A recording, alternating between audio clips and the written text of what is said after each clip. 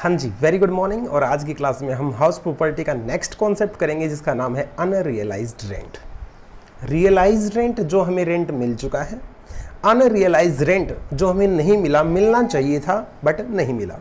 देखिए बेटा, अगर आपका मैंने अपना घर किराए पे दे रखा है, उसमें किराएदार आया ही नहीं, ये पीरियड कहलाता है वैकेंट पीरियड। जब आपका घर खाली पड़ा था, घर खाली रहना और उसमें किराएदार होना दो डिफरेंट एस्पेक्ट हैं।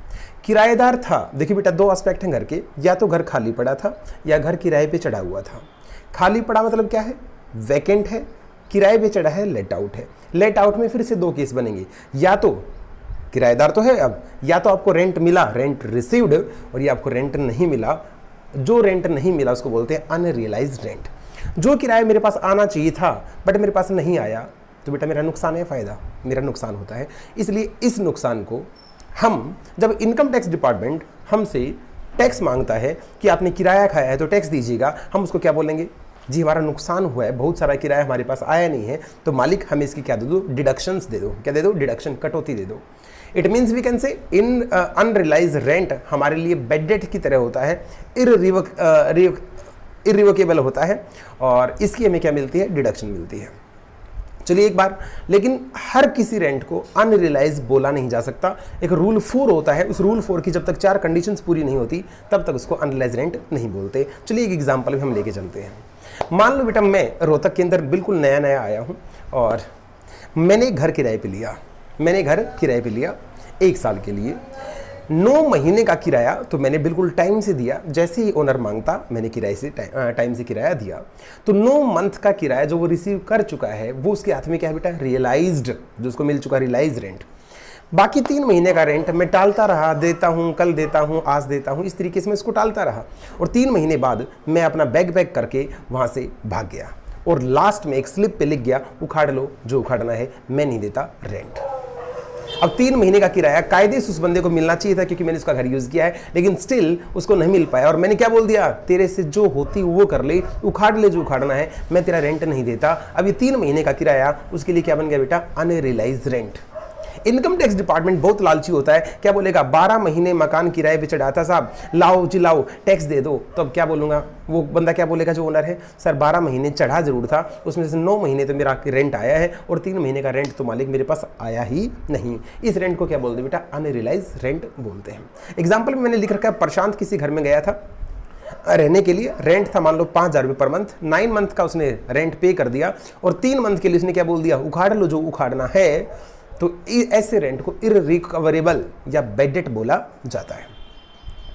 बट आप हर किसी रेंट को अनरियलाइज नहीं बोल सकते। अनरियलाइज रेंट बोलने के लिए आपको 4 कंडीशन, रूल 4 की 4 कंडीशन, रूल का नाम भी क्या है? 4, और 4 क्या बोलता है? 4 कंडीशंस पूरी करनी पड़ेंगी। पेपर में ऑब्जेक्टिव में आ सकता है और आपके लिए इंपॉर्टेंट भी है। वो 4 कंडीशन कौन सी हैं? फर्स्ट पॉइंट, आपने उस डिफॉल्टेड बंदे से, डिफॉल्टेड टेनेंट से, जो आपका किराया नहीं दे रहा, वो आपका लगता क्या है? आपने उससे या तो अपनी प्रॉपर्टी खाली करवा ली है या खाली करवाने के पूरे स्टेप उठा रखे हैं।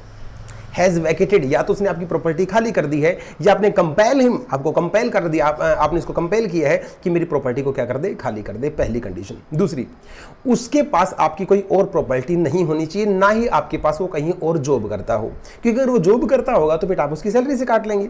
तो दूसरी कंडीशन क्या है? ना तो उसके पास आपकी कोई अदर प्रॉपर्टी होनी चाहिए, ना आपके पास वो किसी अदर ऑक्यूपेशन में होना चाहिए। जी सर, आपका उसके साथ इट मीन्स कोई कनेक्शन नहीं होना चाहिए।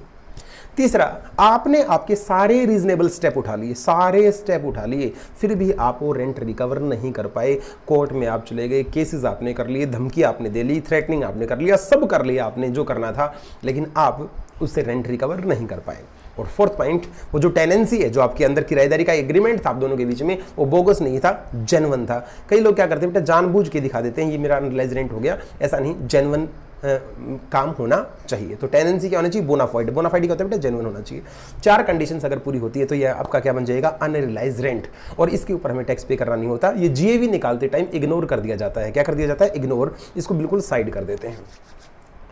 अब बेटा हवा बदलेगी, रुत बदलेगी। कल को अगर ये अनरियलाइज रेंट रिकवर होके वापस आ गया, इस बंदे की जो प्रशांत है, जो 3 महीने का किराया मार के भाग गया, कल को अगर सीए बनता है, चार्टर्ड अकाउंटेंट बन जाता है और इसको ट्रॉफी वहाँ पे मिल रही है, इसको डिग्री मिल रही है और मैंने इसको देख लिया कि ये तो वही बंदा है जो 3 महीने का किराया मार के भागा हुआ है, और मैं इसके पास जाऊँ कि प्रशांत क्या तुझे याद है तो 3 महीने का रेंट लेके भाग गया था। उसने कहा सर यहाँ जिक्र मत करो, और मैं आपको 3 महीने का किराया दे देता हूँ।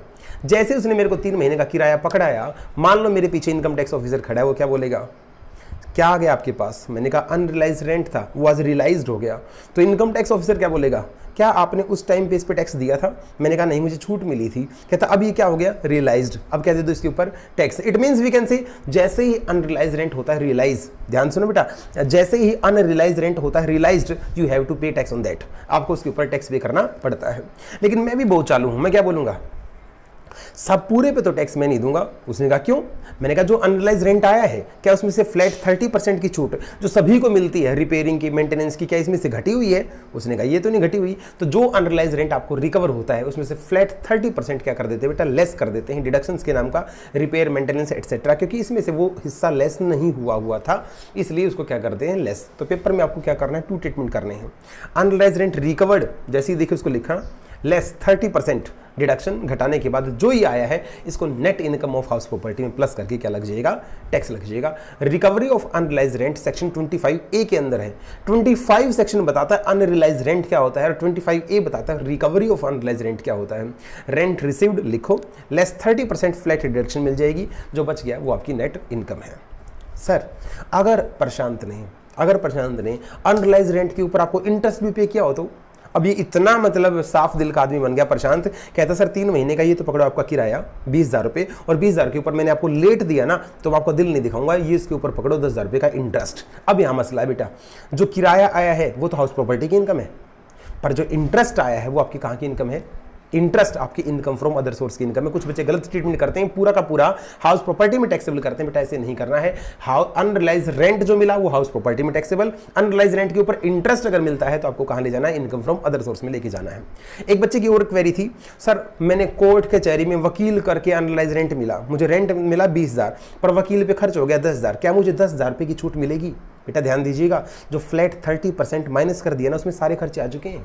इसके अलावा आप कोई भी एक्सपेंसेस, चाहे वो लीगल एक्सपेंसेस क्यों ना हो, चाहे वो कोर्ट की फीस क्यों ना हो, आपको डिडक्ट नहीं करनी है मेरे बच्चे, ये आपको ध्यान रखना है।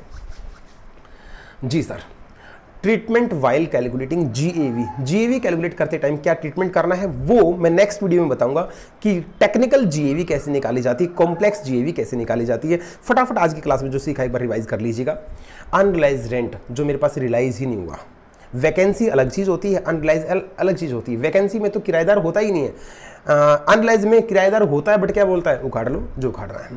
रूल 4 की 4 कंडीशन, आपने उस प्रॉपर्टी खाली करवा दी या उसको कंपेल किया हो, आपके पास अदर ऑक्यूपेशन में काम ना करता हो, आपने सारे रीजनेबल स्टेप उठा लिए बट वो यूजलेस हैं और आपकी टेंडेंसी क्या है, जेन्युइन है। कल को अगर ये अनरियलाइज रेंट रिकवर हो जाता है तो 30% माइनस करके आपको उसके ऊपर क्या करना पड़ेगा, टैक्स पे करना पड़ेगा। अगर सर इस अनरियलाइज रेंट के ऊपर हमें इंटरेस्ट भी मिला है तो उसका क्या करना है, इस इंटरेस्ट को आपको इनकम फ्रॉम अदर सोर्स में लेके जाना है। सर अगर हमें ये अनरियलाइज रिकरेंट करते टाइम लीगल फीस वगैरह, कोर्ट की फीस, वकील की फीस भरी है तो उसका क्या होगा, वो अलग से सेपरेट माइनस नहीं होगी, 30% में सब कुछ आ चुका होता है। चलिए बेटा मिलते हैं नेक्स्ट वीडियो के अंदर, उसके अंदर हम सीखेंगे ऑल अबाउट जीएवी। जय हिंद, जय भारत।